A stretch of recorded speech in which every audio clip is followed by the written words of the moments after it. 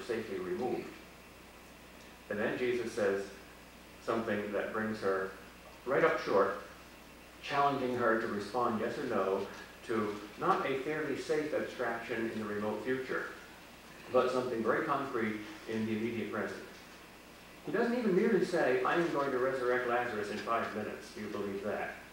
That might challenge her. But even more, he says, I am the resurrection and the life. He who believes in me, though he die, yet shall he live. John 11, verse 25. Notice these I ams, for he is. Our wisdom, our righteousness, our sanctification, our resurrection. So, I guess you know the answer to 5 and 6. On an abstract level, what is truth is the easiest of all questions in philosophy. Most questions in philosophy are very difficult. This is a very easy one. Everybody knows what truth is. Aristotle defined it in one of the classic definitions of all time. There are 49 words in the definition. Each word is a one-syllable word. So on a philosophy test, this would perhaps be your best answer. When a man says of what is that it is, or when a man says of what is not that it is not, then he does not speak the truth. Then he does speak the truth. But if he says of what is that it is not, or if he says of what is not that it is, then he does not speak the truth. Isn't that beautiful? Telling it like it is. But how is it? What's the paradigm of being God? How do we know God? Christ. Thus Christ says, I am the way and the truth and the life. John 14, verse 6. What is truth? Truth is a person. The truth, one possible translation of the word logos, became a human being, became flesh. I am the way and the truth. Doesn't say I teach the truth, he said I am the truth. And next question, the life, Zoe, higher life, true life, life in the highest sense of the word, life more abundantly. Again, he doesn't just say, I will give you life, or I will lead you to life, or I will show you to life, or I will show you the path. I am the path, and I am the end.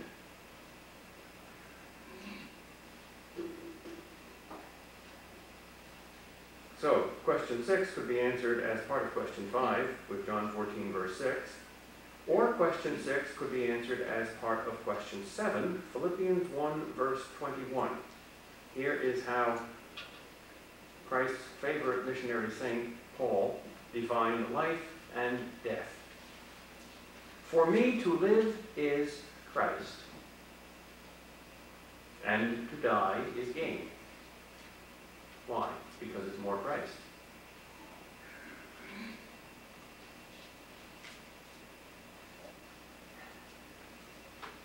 When something gets plunged into the fire, it becomes fire. And Paul has already plunged into the fire of Christ in this life, and hoped that after death he would be further plunged into the same fire. Thus, for me to live is Christ, and to die is gain. I live, nevertheless, not I, but Christ lives in me. He is not a freak, he is a model. He is a Christian. We are Christians. We should say the same thing. Question 8. Who are you? Who is your real identity? Again, on a abstract, let's say, psychological level, a good answer would be, none of us really knows that once we stop fooling ourselves. And that's a good preparation for God's answer. Because if we think we know who we are, we're over here, and then God tells us, well, I think you're that. And then there's a kind of a conflict or a jarring between those two things. If, on the other hand, we learn what Socrates might call lesson 1, that we are wise only if we know we have no wisdom at all, then there's an empty space for God's answer. What is our real identity? Well, let's use Galatians 2, verse 20. Paul says, I have been crucified with Christ. It is no longer I who live, but Christ who lives in me. He hasn't been martyred. He doesn't mean he's been tortured. I have been crucified with Christ. When you're crucified, you die. And Paul says, to quote one other verse, Colossians 3, verse 3, he's saying this to us, not great saints and mystics. He's saying this to ordinary Christians. Anyone who has been baptized can have this truly said to him. You have died, and your life is hid with Christ in God. In the early church, baptism was always done by immersion. It's a more complete symbolism. It's valid with sprinkling, I think. I'm not a Baptist, but I like the way the Baptists do it, because symbolism is more appropriate. It's not simply a symbolism of washing. It's a symbolism of death. The old self has to die. This is radical surgery. To get that cancer out, you have to be a killer. God's a killer. Something in us reminds us of that. That's why we don't like to be saints. William Law, the Protestant English mystic, has this wonderfully terrifying line. If you were totally honest with yourself, you would know that there is one and only one reason why you are not even now a saint. You do not wholly want to be. Why don't we want to be? Fear. We're terrified. A little voice rises up out of our hearts and says, don't let God get too close. A little bit, okay, I'll let you do that, but if he gets too close, he'll kill me. He's a killer. That's right, he is.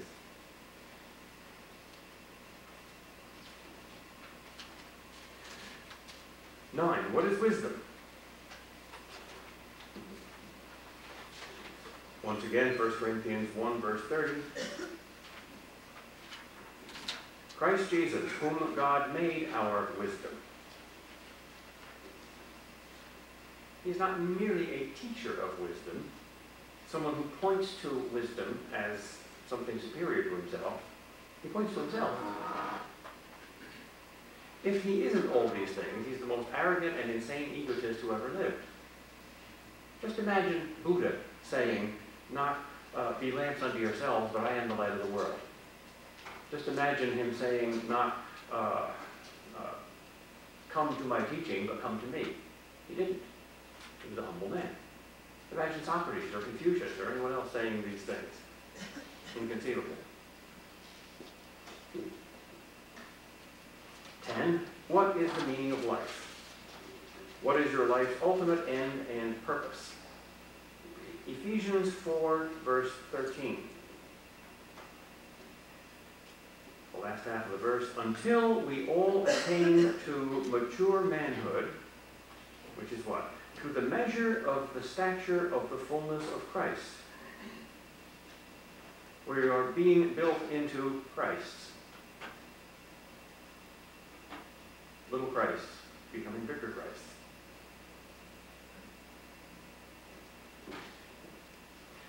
Question 11. Why did God make the universe? Well, this is why Paul said God made the universe. Colossians 1, verse 16.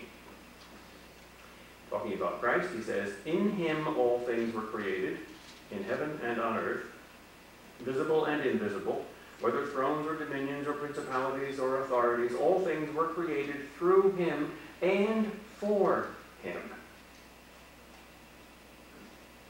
Christ is not only the means of creation, he is also the end, point, purpose, goal of all things. And in him all things hold together. I think we too often think in a kind of deistic way as God as the benevolent creator of the human house, and then something called sin goes wrong with the human house, so God sends a plumber called Jesus to fix the leaks. It's much more intimate than that. God made the universe in the first place for his Son. 12. What is the gospel? Summarize the kerygma or proclamation. If it's a proclamation, what does a Christian proclaim? 1 Corinthians 2, verse 2. Paul, speaking to the sophisticated Corinthians, says, I decided to know nothing among you except Jesus Christ. I think how narrow-minded. I think how broad-minded. What's broader than that? Any addition would be a subtraction. This is irony. To know nothing but Christ is to know everything. Christ plus something else is no more, but less. 13. How can you, a mere man, know God? I hope no one takes offense at my inclusive language. Women have two names. They are both men and women. We men have only one name, man. So this is not an insult. How can a mere man know God? John 1, verse 18. No man has ever seen God. The only Son who is in the bosom of the Father, he has made him known. So not only does it say that we know the Father through the Son, it says this is the only way we know the Father. No one has come up to heaven. The human religious quest is a failure, a universal failure. Produces some great things along the way, but it's a wild goose chase. It doesn't get the goose. Gets a lot of other good stuff. Wild goose chase is a lot of fun. Very healthy. If you want to make a map or do some weather forecasting, chase a wild goose, fine, but you won't catch it. No man has ascended to heaven, only the Son has come down from heaven. Throughout the Bible, look at the vertical imagery. Every time we try to get up there, it's a failure. Every time God comes down here, it's success. The creation of the world, God coming down, great success. God says, good, good, good after each day's work. Next event, our hands are going up to snatch the forbidden fruit, and that apparent rise, you shall be like God's, is really a fall.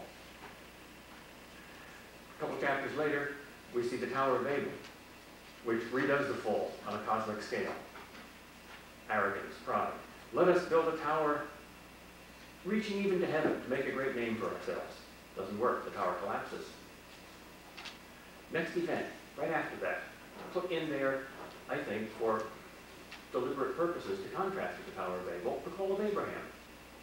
Not the whole human race, but one man, called not by human wisdom, but by God, to wander out into the wilderness and do something weird.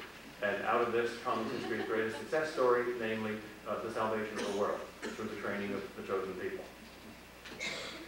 Look at the prophets, false ones and true ones. A false prophet is somebody who edits God's mail, who tells God where to get off at. A true prophet is one who obediently delivers God's mail. The human way up, we know what God is. The divine way down, let him tell us. I once asked a very pious Orthodox rabbi why Moses was so profound, because that divine word, I am who am, is of course an answer to the question all the philosophers have asked but never answered, namely, who is God? And he answered, it's very simple. All the philosophers sat around thinking who God is. Moses, who knew he wasn't a philosopher, had the common sense to say, well, I'll ask him. So when God showed up in the burning bush, he said, who are you? And God replied, it's about time somebody asked. It's only about 8 years.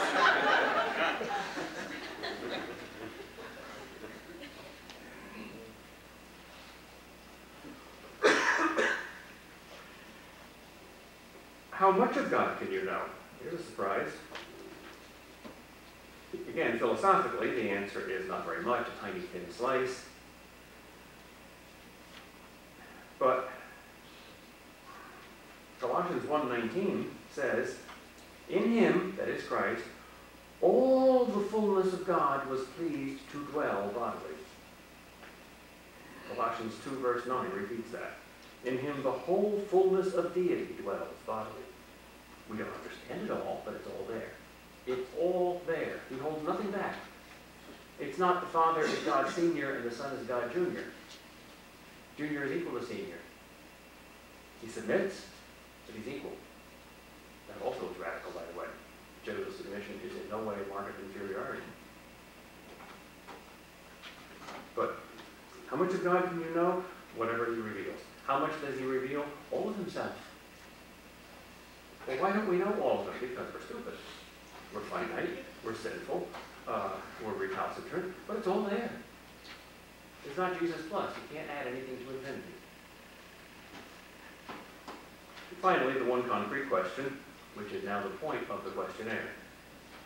Question 15. What was the last command of the first letter of the last apostle? If you had a New Testament with you, you could do a little research. You know, if you're going to be a Christian cowboy, you ought to carry your gun.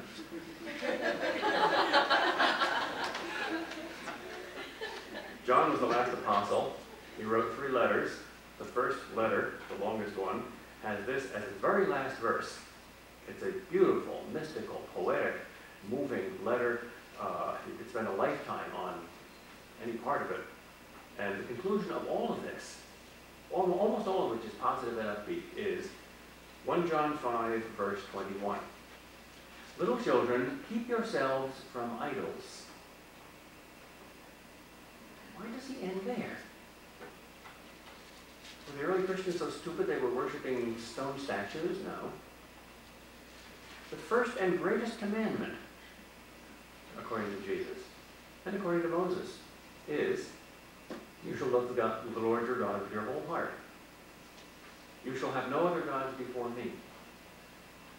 That forbids idolatry. All sins are some form of idolatry. Now, there are subtle forms of idolatry. There are nice forms of idolatry. There are religious forms of idolatry. There are well-meaning forms of idolatry. But if God himself has provided the only idol, the only idola, the only image of himself, namely Jesus Christ, then for us to seek to have another is idolatry. Even if that other is some nice philosophical abstraction, like if a man says what is that it is, or some very reasonable answer to wisdom. Let's say wisdom is the ability to apply moral principles to situations or something like that. Nothing wrong with that answer, except that it's not God's answer. It's a second thing. It's not bad, but it's not the first thing. Now, since God apparently thinks that that's the first lesson we need to learn, and I don't think things have changed since Moses, since Jesus reinforced that as the first and greatest commandment, and since John, the last apostle, warns us as his last warning, the last word of the last apostle, keep yourselves from idols, I think we better keep that in mind. Not just for a negative reason, Jesus is going to hurt us.